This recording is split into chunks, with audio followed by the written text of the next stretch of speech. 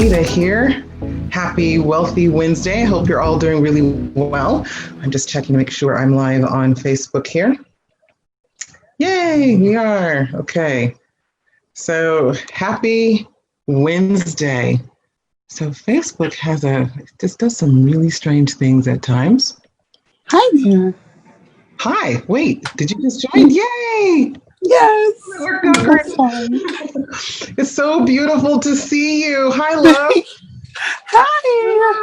So wonderful. So everybody, thank you so much for being here. I'm so excited I really, truly am excited about this conversation. I have to admit, the people that we're bringing in to interview to help you during this time of pandemic so that you can rise into your next level truly has been my pleasure. I love being able to support you in this way. And I just want to give you a quick shout out to staying the path, staying the course, constantly doing what you can to live in your highest level of faith, of energy, of just living your biggest and best dream. So I'm proud of each and every one of you, and I'm honored to be a part of this community and to bring you some women who have really spoken into my life.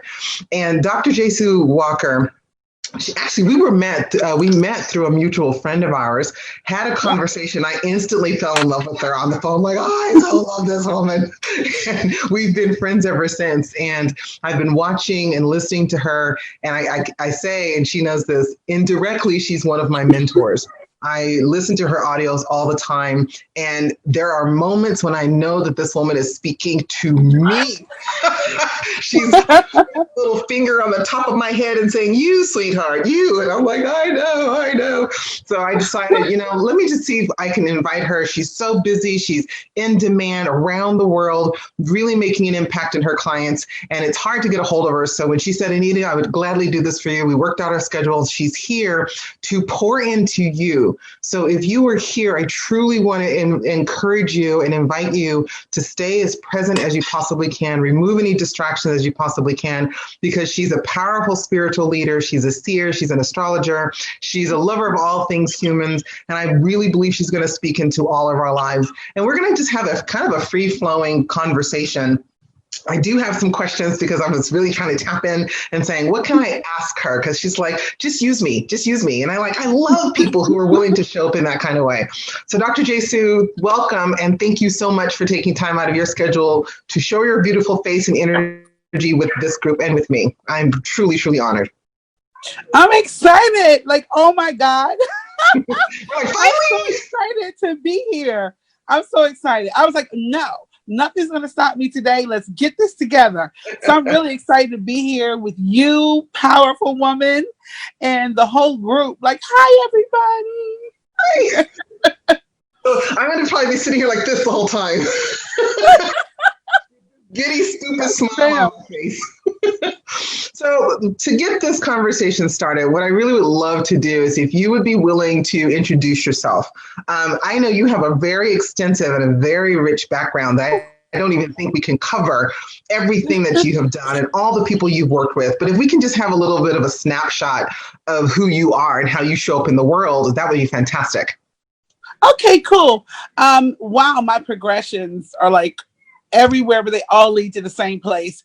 Yeah. I pastored for like a lot of time, and then I progressed into being a rabbi, and I'm still a spiritual leader. And Yes. When I wanted to go deeper into I was an elected bishop, and I declined. And they were like, "Oh my God, it's like over 36 churches."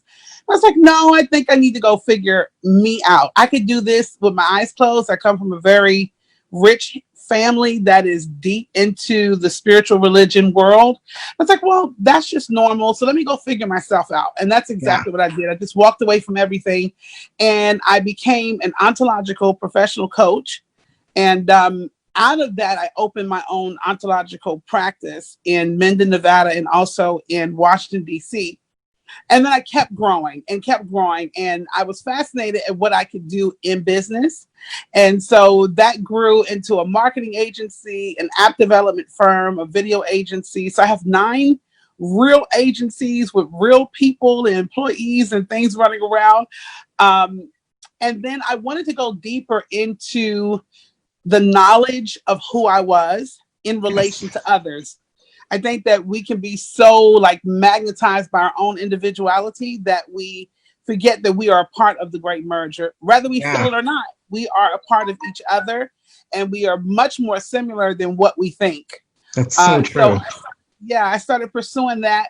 And that's when I went in and went really deep into mundane astrology. I'm an archetypal, where I'm looking at the globe, the world as it relates to the individual, on earth as it is in heaven. So how are we correlating?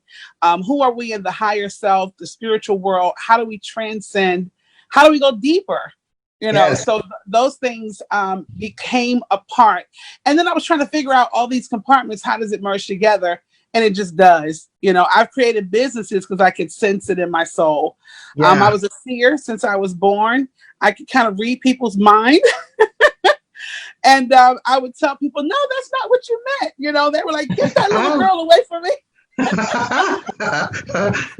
I kind of So, like people tell you stuff. I'm like, no, people just tell me stuff all the time. And I just know it.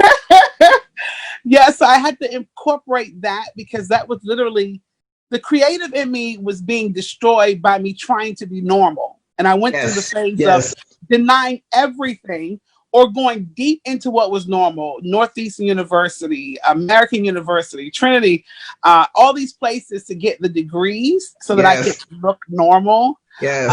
Or have a higher level of value. Yeah. That was my story.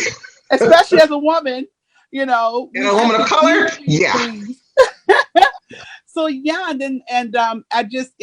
I've had success. I've had success in figuring myself out. So I think the process, I think that the before and after is such a big deal to people, who I am before, even the way we do weight loss, this is the before and the after, that we don't honor the spirit of the process. We don't honor the spirit of the progression.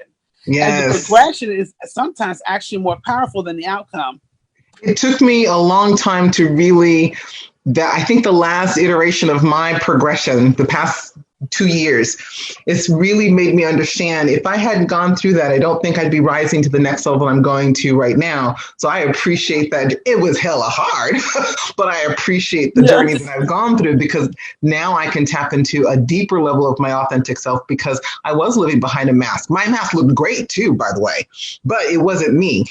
So hopefully you guys are feeling, I am, I don't know about everybody else, but I'm already feeling hot. I'm like, put the fan on. I can feel the energy moving. I'm excited about this conversation because you said some things that I think I would love for us to talk about, being that you are an astrologer, being that you are a seer, being that you are a spiritual leader who really has, I believe, this is the term I'm going to place upon you. You have a thumbprint or a thumbnail on pulse on the heartbeat of what's happening at a universal level. Like you go beyond where we are and you can see the whole plane and then bring it to common language that makes someone really think and tap into their heart. So with everything that's going on, that was one of the second questions I had on my list. It's like, with everything that's going on, I know you have some insight as to what's happening. Why is this happening? And what do we need to do to get in alignment? Because I think this reset moment, that's what I've been calling it. It's a reset moment. God's giving us an opportunity to step back and restructure things in alignment with our higher purpose. Yes. Yes, is that what you said? Yes. Yes. And some of that means we have to shed a lot of the old paradigms, a lot of the old belief systems, and a lot of the old coverings. I'm taking responsibility and realizing, boy, who I thought Anita was is not who Anita was created to be at all. There are a lot of similarities, but it's not there. So I guess I'm trying to come down to say, with everything that's going on, I would love to have your perspective, your deep spiritual, astrological, all of you telling us, here's what's happening and here's what you need to do to get in alignment. Because I think we're still in the process of getting in alignment. Does that make sense? Yes, ma'am. Actually, yes, I'm sorry. I love this. The cusp, we're being asked, not necessarily to reinvent ourselves, but we're being asked to be the authentic self that we truly are. And all the ways especially as women, all the ways we Yes. were suppressed and oppressed into different categories and spots, and allowed to have spotlights or spotlights upon us or not. We are now, as a people, being told what I asked you to do, what you agreed to do. You've Yes. got to do it all now, and it's not going to be one at a time.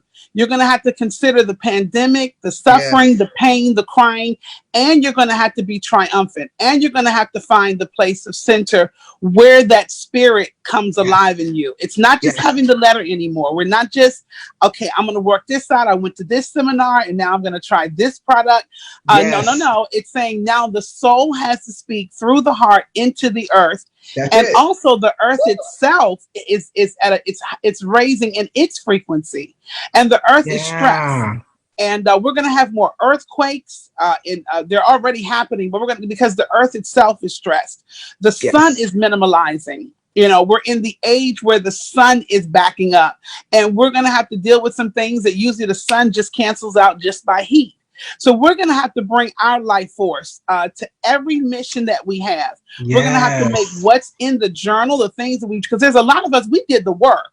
We didn't just sit back at home. We did the work, took the That's kids to right. school, went to school ourselves. We That's did the right. work. And now all that work that's been processed in those journals and notebooks and dreams and visions, we really have to manifest now and move ourselves into a realm of fulfillment that will not only support us, but will support the Legacies communities. to come.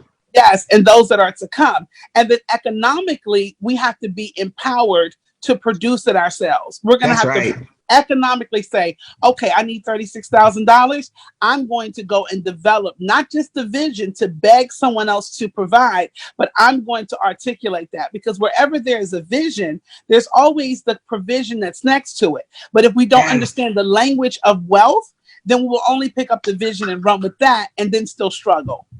So Okay. I think that we're being asked to come forward in the most powerful part of who we are, even if it's not perfect, Yes. Yes. even if it's not I perfect.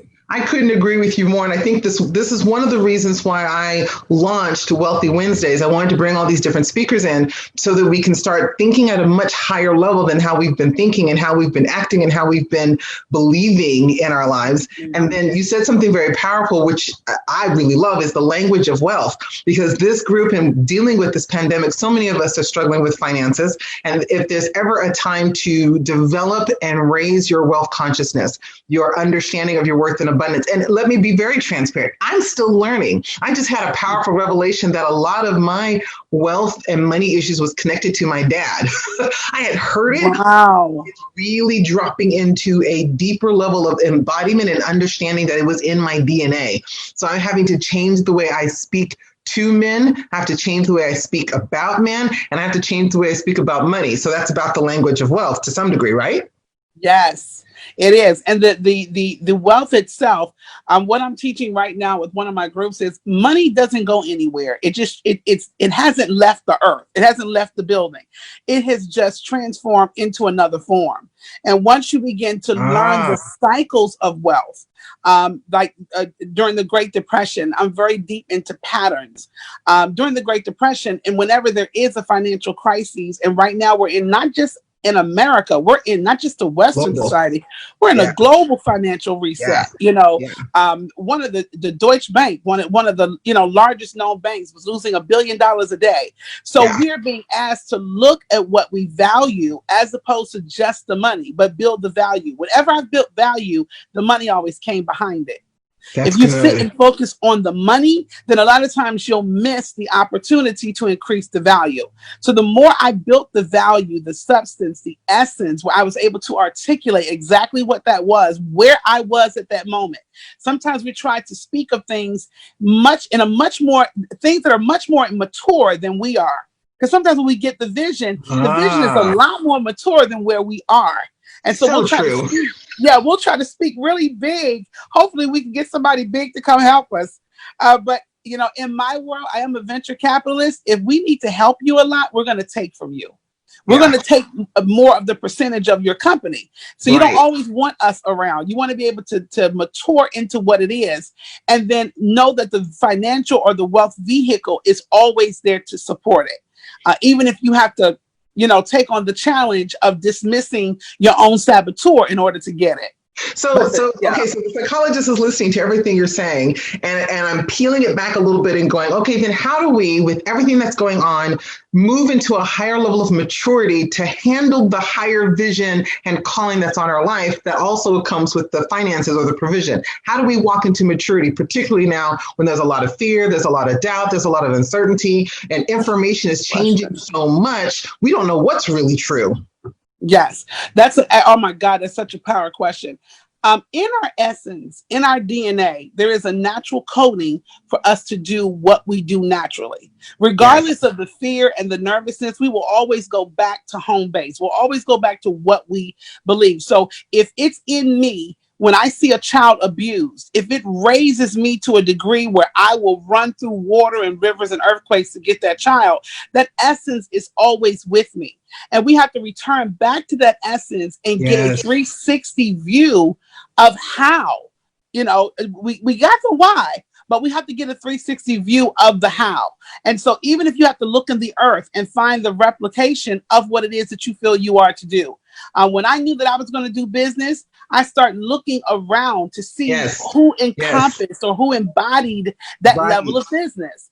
And so what I did was I built my businesses through bootstrap. So I would build up one company, pull from there and create another. So I think that the even with the fear and the uncertainty, we acknowledge that it's there, but we don't follow it. We don't submit to it. We acknowledge that death is here and there's nothing we can do about that. But it's always been here, and we've never been able to do anything about it. We've had the Spanish flu, we've had other epidemics and pandemics, but we must submit to the essence of our soul to get the rest of it. And I think being connected to people like you, being connected to people like me, we're in the midst of all of this. Look at what you're doing. You're bringing everyone together to say, look, let's have the conversation. And in many aspects, you're telling us to have the missing conversation. Because conversations are going on, but some of them are missing, So I did it, like, for example, I did a deal this morning. I was teaching last night and I did a deal this morning with a co-founder of a whole new gaming system that's based in the blockchain. And he's like, well, we're going to do billions in this. Why would he come to me and talk about billions? In the essence of me, I believe that I am called to be a billionaire. For the sake of what it is that I'm called to do. So we're not just here to have money to feel good and say that wealth is of God and all this kind of stuff, but we're really here in essence to bring forth something through that wealth. And I think that's how we get back to it. We got to get back to what was in what woke us up, what irked us, what troubled us, what blessed us. And then look at that in 360. Who's there? What's there? You're doing that now. You're bringing people together who are sharing. And even in our share, we don't even have to know each other, but synergistically, we have this synergy and this, the synchronicity, and look what it's birthing. It's birthing stuff that you didn't even think to do. Well, in this, what I love so much about this conversation is I pulled this group together because I took that bird's eye view and said, the pandemic happened. We need to start getting people back. I don't understand fear to some degree. I see it. I recognize it. But like you said, I don't let it affect me. I don't know if I ever have. I think it's part of my mom's personality because she's definitely like that. Took a step back and said, okay, what moves fear? Power and faith moves fear. Get women back to power. So I would love to you, because really, as I'm listening to you, and hopefully everyone else, as you're listening as well, you can hear the power in this woman. You can hear the power in myself. How do we help women? Well, one, define power. And why is a woman needing to have power in her life so crucial to this particular time? Does that make sense as a question? Oh, yeah, definitely. The power is the ownership of every part of me. I own everything in me. I own the darkness. Okay, wait. Say that again, because that's so good. I want everybody to hear. Do you hear what she said? Power is ownership of all of you. Yeah, we've been taught to break it up. This is your husband, be submissive. These are your children, be mommy all the time. I homeschooled and raised girls, and I told them, but at this hour, my name is Jesue. I taught my daughters who I was as a woman and not just let them live with me as a label. So power is owning every part of you completely. And then the way that we get back in that power is by literally being okay with sitting with ourselves prior to the perfection. Prior to, because we're always goal oriented, you know, when I get the kids out to college, you know, when I get this business off the ground, we speak of happiness in a future tense. Yes. It's always later. And that means there's a lack of acceptance of who I am now. So, you know, when I sit within my own soul and I allow the view of things to come past me, yet in the midst of that, I am still me. There's no part of me that has gone anywhere. And I think that's powerful you may need to do soul realignment or claiming your soul. But once you pull yourself back in, you have all power. Okay, you know, we are the creators. So I got excited because that's what really made me reach out to Dr. Jesue. She was doing an actual audio, I think, a training, and she starts to talk about soul alignment. And you were talking about some of you are out there remembering old issues, and you're out of alignment, and it stuck for a whole week. I just kept processing it. That's why I called. Definitely. I know you were talking to me. She goes, you were on my mind the whole entire time. I'm like, I know you were talking to me. And I'm like, I'm so glad you brought this up. God knew that I needed you to talk about this, because this whole situation, again, has caused a lot of us to get out of alignment. Define soul alignment. Why is it necessary? And if you could give us 1 or 2 steps to getting back in alignment so we can increase, in my mind, if we're in alignment, we can increase our capacity to receive the very things we're supposed to receive, to make the impact we're supposed to make in our family, community, and the world. So define it and define what it is. How do we do it? And I had a third question, but I forgot it already. Yeah, and then I'll give a couple tips of how to do it. There you go. Thank you. Okay. Soul alignment. When we deal with the soul, we're dealing with the will, the emotion, and the desire. Yes. Those are our 3 compartments. But then the 4 levels is the conscious, the subconscious, the God conscious, and the unconscious. You can interchange those 2. So there, within my will, I have the conscious. I'm aware of the things that I'm willing to do. I also have subconscious will, which is not influenced by feelings. It is just taking snapshots of how I review the world. And when I'm in rapid eye movement, it will revisit it and give me a dream. It's telling me what I thought without my feelings. So once I step out of conscious and I go into subconscious, my feelings are no longer needed. I'm getting how I'm through my own conditioning, the historical facticity of how I was born, who I was raised with, what they brought up around me. It will come back through dreams. It'll come back through sometimes intuition. Trances. Intuition? Yes, also intuition as well. Intuition sits above the 5 senses. Okay. And so the intuition is the connection. I call the intuition like the connection of the metaphysical world, because the metaphysics is what bridges the spiritual world to the natural world. Got it. The alignment is the soul itself. When we begin to live outside of the core of who we truly are, this is where our suffering begins. When we get into the should, this is what I should be doing. Yeah, you're saying what you should be doing, but is that truly who you are? So when the soul begins to get out of alignment, we actually begin to fracture ourselves. That's right. We begin to compartmentalize. We'll hide. We'll hide. We'll take on the messianic a process of being the sacrifice. We'll take on the hero's journey. And sometimes none of that is needed. If we're sitting in our soul, we can make the decision and then take the necessary steps.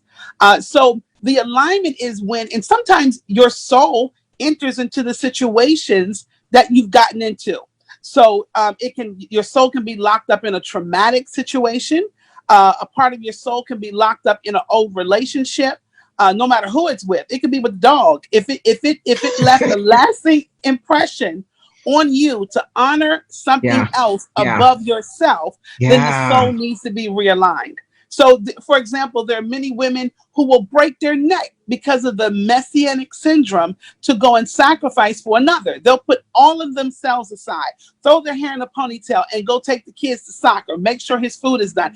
All of these are sacrifices. And they're also out of alignment, because we're completely out of alignment when we don't see about ourselves, when we don't take care of ourselves, when we don't honor ourselves, when we don't slow down to sit with ourselves. So when we begin to break the first commitment, and that's to self, then that's when most likely we're going to start needing a realignment session. And the realignment, it's not anything spooky. It's not anything like, woo, light 17 candles. Nah, we're not doing that today. It's simply reconnecting to the issues that took us away from ourselves.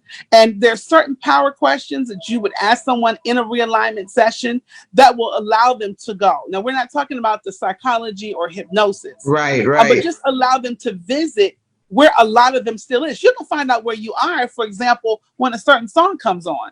Where do you go? Yeah. Good point. You know, Yeah. a Marvin Gaye song could come on and it means nothing to me, but it could Yeah. come on to one of our listeners and she's like, oh, and I tears remember start. when. Yeah. Yes, and tears. Her body remembers. Her body has a memory.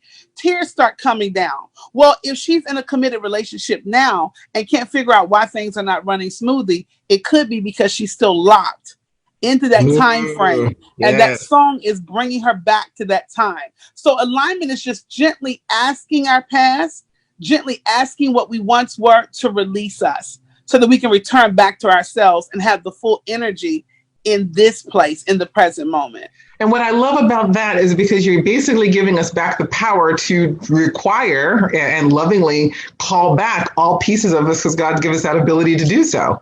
I mean, that's Yes. what power is, that, hey, you have the ability to choose here and you can call it back. And I have to admit, when you said that on the call, it stayed on my mind because there were specific things that you said that I thought was so in alignment with what I was dealing with at that week. So it helped me break through. And part of that was what you just said.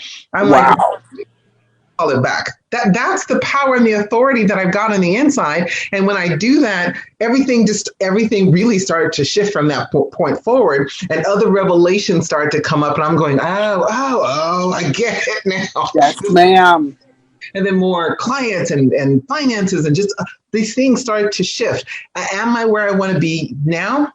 Not yet, but I know I'm getting closer to it because I'm getting in alignment and I can feel the alignment. I can feel it in my body. I can feel it in my soul. I can feel it in my spirit. I'm going to check the phone real quickly to see if anyone has any questions because I hope you guys Awesome. are like I am, because I'm just like, I don't know if I can ask enough questions fast enough. Hi, Miss Molly. Okay, so we've got quite a few women watching us. So let's shift directions just a tiny bit because I know you have an extensive background when it comes to wealth and economics and investing and Bitcoin and cryocoin and all those wonderful things. What does investing mean, and why should a woman make this a priority? And then tell me what Bitcoin and cybercoin is, because I don't know what it is, and I'm not sure if many of us know what those things are either. Yes. Well, investing means I am taking something that starts with me and I'm putting it in vehicles to allow it to grow, as opposed to me having to do the work. Like right now, I'm sitting here with you and I'm in a present moment, but I have an agency that's study doing something right now. I have companies that I own that are constantly growing. Dividends are coming in every week, but I'm sitting here. It no longer needs me physically to be involved. And that's an investment. You're putting your economics or your wealth at whatever level. And please excuse all the noise. This is the day they chose to come and dig up the street. Okay. I hear it fine. We're good. Okay. So that's the investing.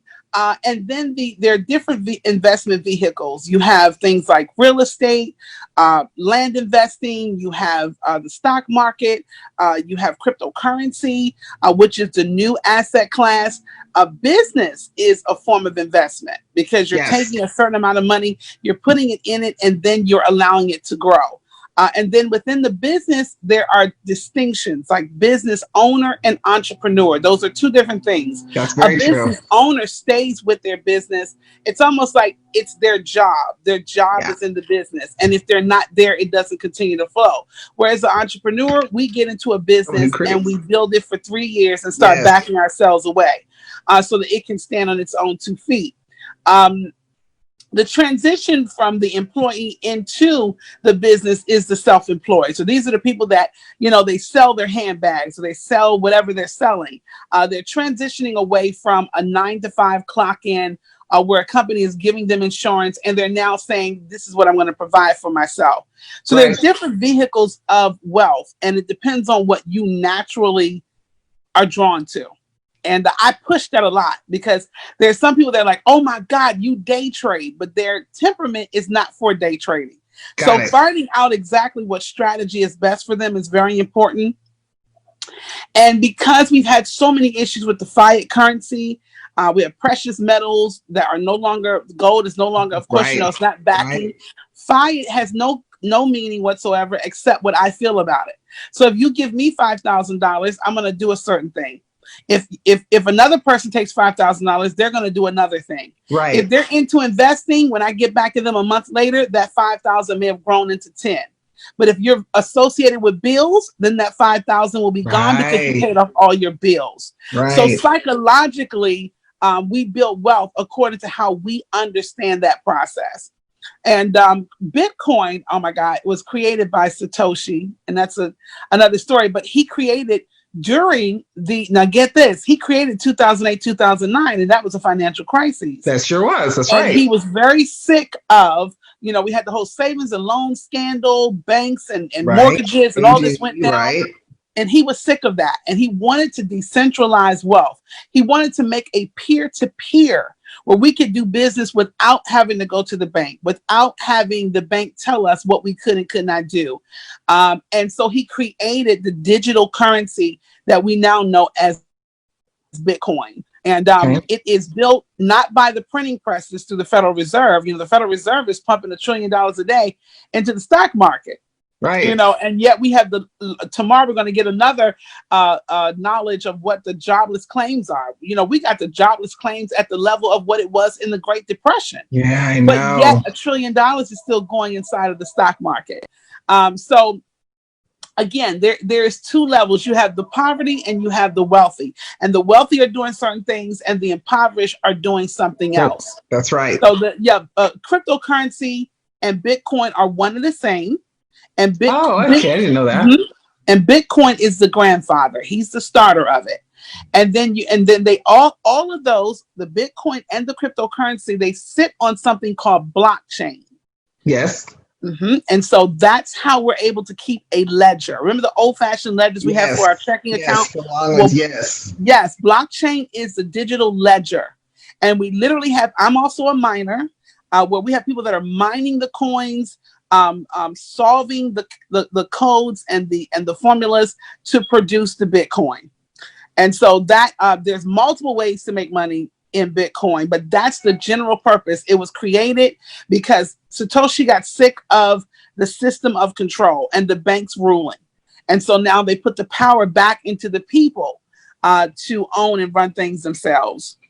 It's interesting because what I've noticed is a lot of my high level spiritual mentors are now beginning to talk about this. Like it seemed like it was for the elite. There was one of them just was talking about it just a couple of days ago, and I'm like, ooh, I want to make sure I talk to Dr. Jesue about this because it's new information to me. Because I think there's still a lot of fear around money based on our history, based on our background, based on our challenges, and women more specifically, from what I've seen and even my own journey, we don't talk about this. And so I wanted to say, I'm going to bring as many women that I know who I think have really mastered this in their life, or at least they've got one little component that they're doing well. And if you guys will pay attention to all the interviews we've had so far, every single person has talked to you about developing financial mastery, because that's the only way we're going to be able to change our own family, not our family and our world as a whole.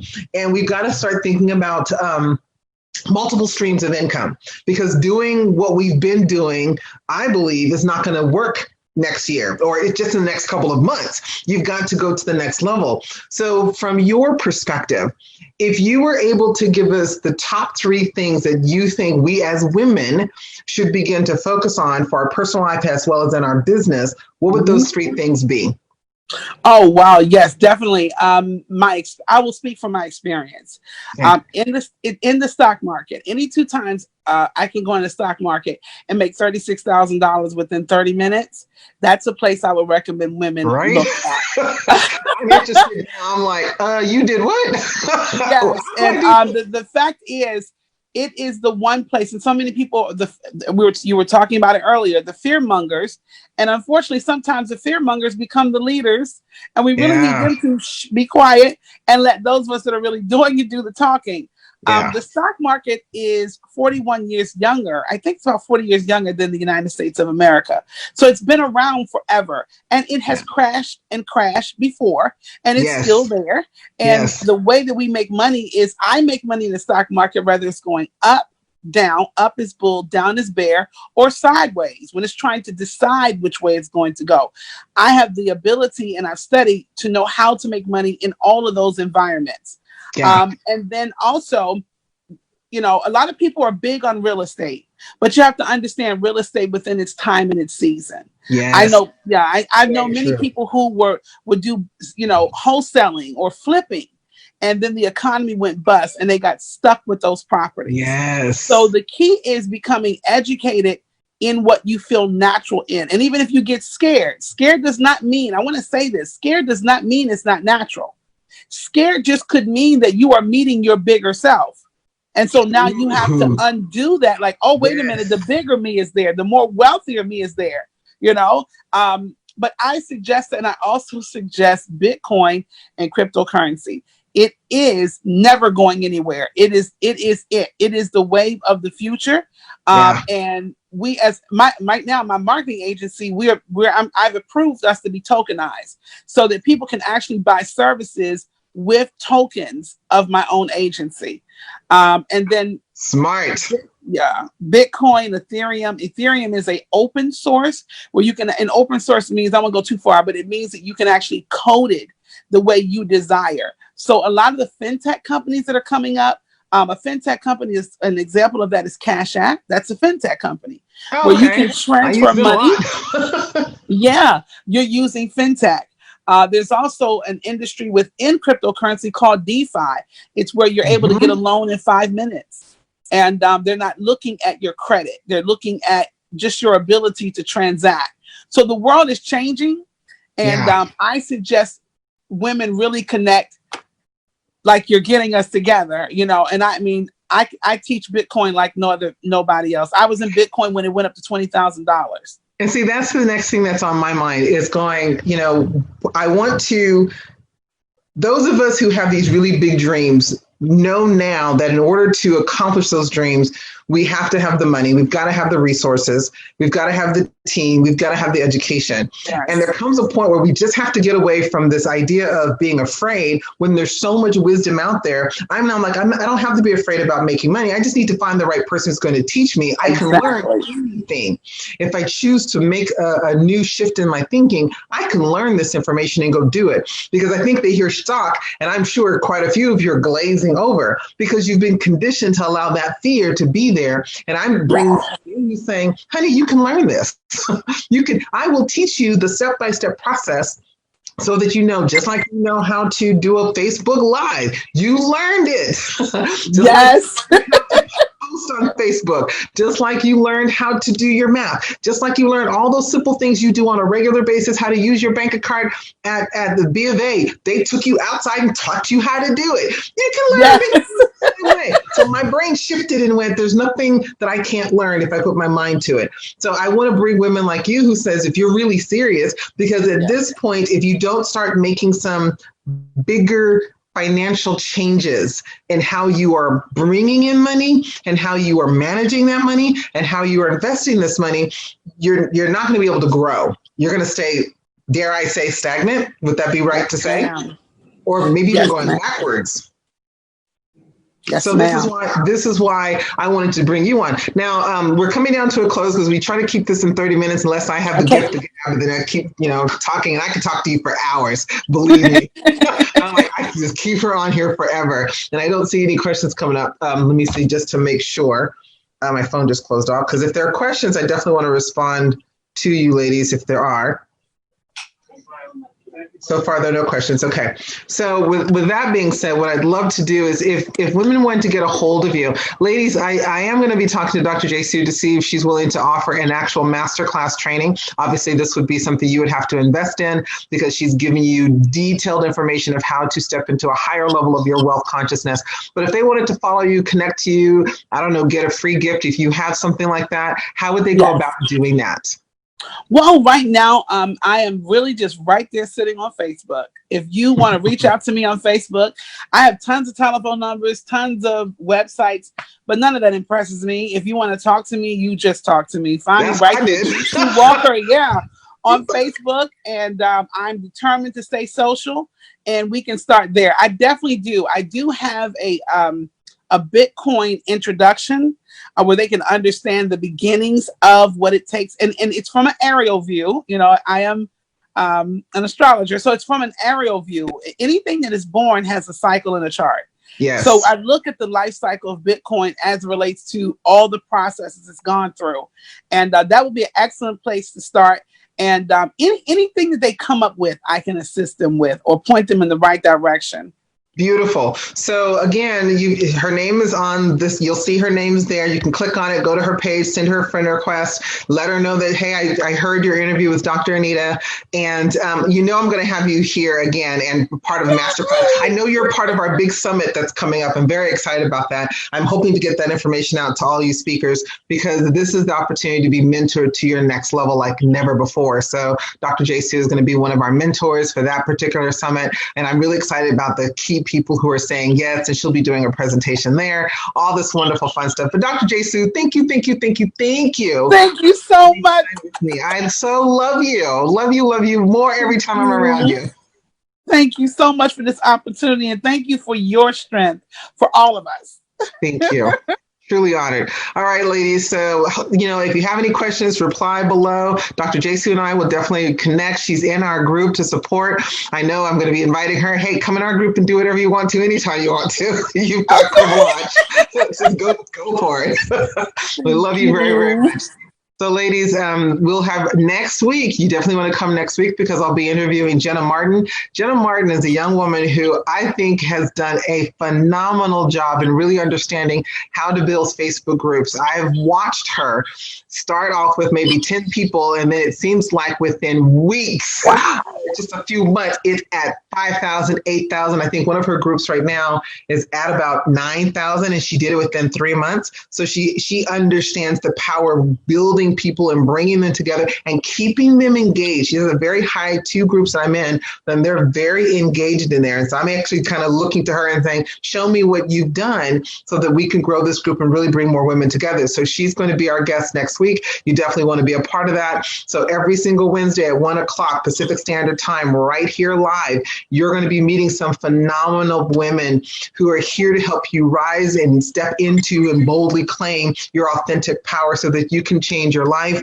you can change your family, your community, and the world. With all that being said, so much love for each and every one of you. Dr. Jesue, love you, girl. Talk to you guys later. Love you too. Bye-bye, everybody. Great success. There we go.